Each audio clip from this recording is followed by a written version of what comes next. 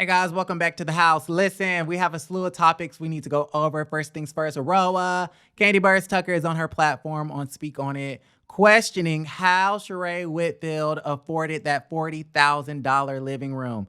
Shereé revealed that she spent $10,000 on the chandelier, $7,000 on this, $5,000 on that, $3,000 on that, a couple hundred on this, that, and the third, for a grand total of a $40,000 furnishing venture for this damn living room. And Kandi Burruss Tucker is on her platform talking about how in the hell did Shereé afford this? Like, I could have sworn that the lump sum she wanted from Bob Whitfield really did not go through. I could have sworn that she gets fired from Real Housewives of Atlanta every other year, so I know she's not getting substantial raises. What does she do except for the She Who Cannot Pay t-shirts? I mean, the She by Shereé t-shirts and the Who Gonna Check Me Boo t-shirts and the Hot Atlanta Wives, the Mistresses of Atlanta.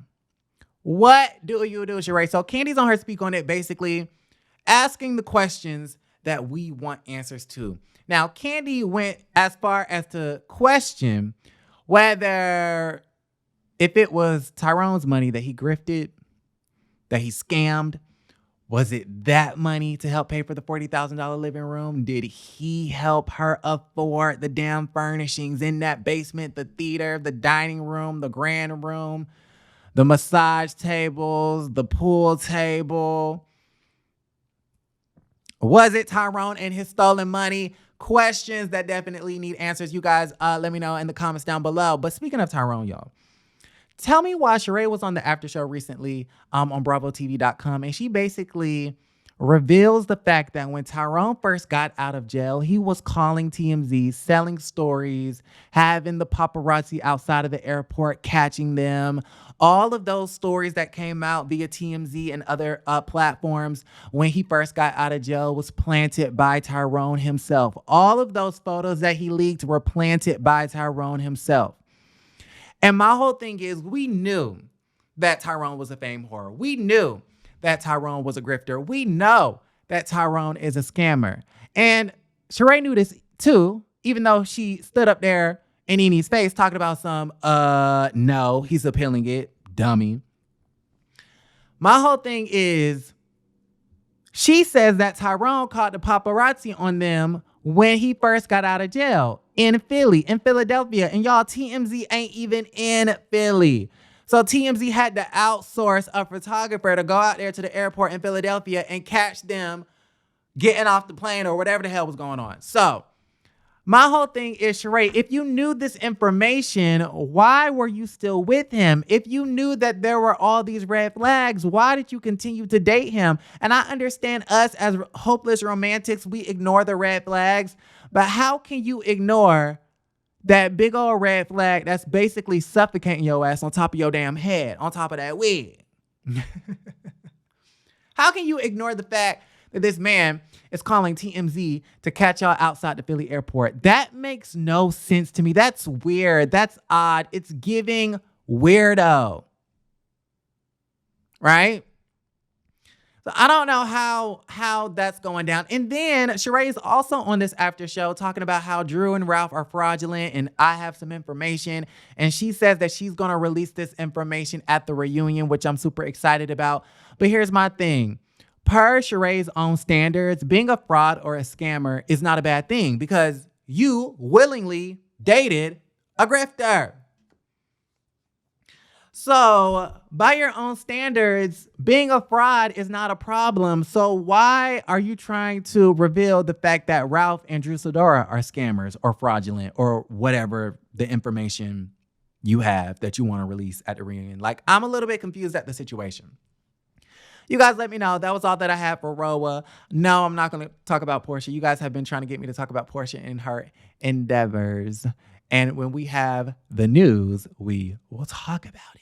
Yeah, okay.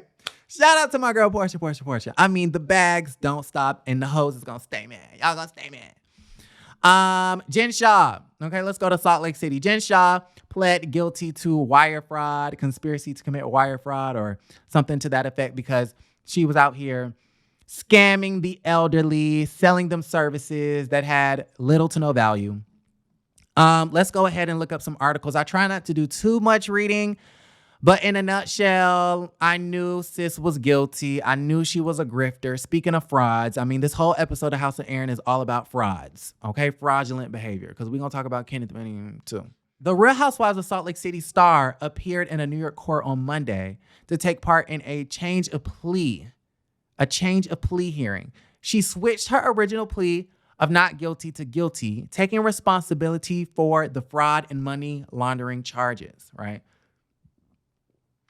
Her attorney said Miss Shah is a good woman who crossed a line. Okay. Then the attorney goes on to say she accepts full responsibility for her actions and deeply apologizes to all who have been harmed. Miss Shah is also sorry for disappointing her husband, children, family, friends, and supporters.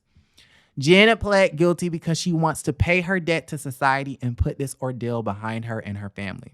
In this particular case, you want to know how I know this girl really is pleading to something that is actually true, that she's actually guilty? Because the attorney said she pled guilty because she wants to pay her debt to society and put this ordeal behind her and her family. That sounds like Jen Shah knew this entire time that she was guilty. She knew the entire time she was a fraud. She knew the entire time that she was a grifter. She knew the entire time that she was getting one up on the elderly. She knew that she was a thief. Stealing, killing, and destroying, honey. The whole time. Jen Shah is a fraud and she's a liar. Jen Shah is a liar, and I knew sis was lying the whole time. I knew sis was a liar and a thief. Jeez. Now apparently, I don't know what this means for Real Housewives of Salt Lake City. Okay, because they lost Miriam Cosby. They're about to lose Jen Shah. Of course, they're gonna get this good juicy scoop. Okay, shout out to Heather McDonald. I mean, honey, because this is grade A top tier television, if you ask me. Okay, I hate that it was off the backs of the elderly. I feel bad for the people, but hunty, this is juicy. Okay, Jen Shah will continue to let the cameras roll on her legal woes, People has confirmed. After she entered a guilty plea on Monday to wire fraud charges, the 48-year-old reality star will continue to take part in the upcoming third season of The Real Housewives of Atlanta. Hold on, let me read this sentence again. The 48-year-old reality star will continue to take part in the upcoming. Okay, I thought I was crazy. They're missing some articles in their sentences. I think whoever's writing it is doing it too fast. Let's see. She has Meredith Marks and Heather Gay by her side, who have been very supportive of their friend during this difficult time, even though Meredith Marks was like the main one last year talking about how this girl is fraud. She's a fraud. You're fraud. You're fraud. Which is weird because Meredith Marks went on to the internet just yesterday talking about you're presumed innocent until proven guilty, which that's the state's responsibility, not your responsibility as a regular private citizen. But okay, Meredith, silly Marks, go off, sis. Looks like that backfired because your friend is guilty. Guilty, as they would say in Chicago. This case is a very big part of Jen's story, the source continues. Producers don't want us to stop following it now, the insider adds. They'll keep filming with her as long as they can, just like they did with Teresa Giudice. I think Jen Shah will at least get a couple. I don't think she's going to get 11 because everybody's saying, 14 years. Yeah, she ain't going to get that. We know how the justice system treats people who ain't dark skinned, and sis ain't dark skinned. So yeah. Let me know how y'all feel about that in the comments down below. Speaking of more frauds, I don't need no fraud. Trigger alert, trigger warning, I'm thinking. I don't need no frauds. Nicki Minaj was unfollowed by Kanye West. Now, I don't know a lot about the situation, but I think it has something to do with the fact that at Essence Fest, Nicki Minaj sat up there talking about I don't F with clowns, okay? I don't need no frauds, and I don't F with clowns after she cut off the music when she was performing her Monsterverse, okay? Nicki Minaj, Kanye West. Okay, let's read this. Hip Hop DX. I'll link it down below. Kanye West and Nicki Minaj's friendship has taken another turn after Kanye opened the door for Nicki to lay one of the most... Hold on, you guys. Let me just check if this is still recording. Hopefully I'm not talking to the air. Okay, here we go. Sorry, y'all. I have to make sure. Get it together, Aaron. Get it together. Gotta get that. Boom, boom, boom. Okay. After Kanye opened the door for Nicki to lay one of the most iconic verses of her career to date on Monster in 2010, the dark fantasy anthem is playing a role in the rift between Ye and the Queen's legend over a decade later. Yeezy appears to have unfollowed Nicki Minaj on Instagram as of Monday, July 11th. And Kanye hitting the unfollow button looks to come in retaliation of Nicki's clown comments during Essence Festival earlier in July in New Orleans. Okay? You know, she thinks he's a clown because he cleared the verse for Cardi B in her new song, Hot and Lil Durk, but did not clear New Body. And I just kind of feel like, Nicki Minaj, how are you going to be upset for Kanye West just making business decisions about his own personal brand that really ain't got nothing to do with you? Y'all let me know how y'all feel about that situation. Speaking of the rappers, honey, Cardi is out there. Let me check my time, 17 minutes. Cardi is out there in London playing whack-a-mole with her fans. She said, y'all want to touch me? I'ma touch you. Nicki Minaj, speaking of Nicki, is also out there in London hitting on fans and assaulting fans. They both acting a damn fool. They both fighting with the shade room in the comments. They both just, it just seems like one want to be the other one want to be just like the other. And it's just like, they might as well team up and collab at this point again. Let me know how you guys feel about everything. Like the video, subscribe to the channel, and don't forget to create a great day.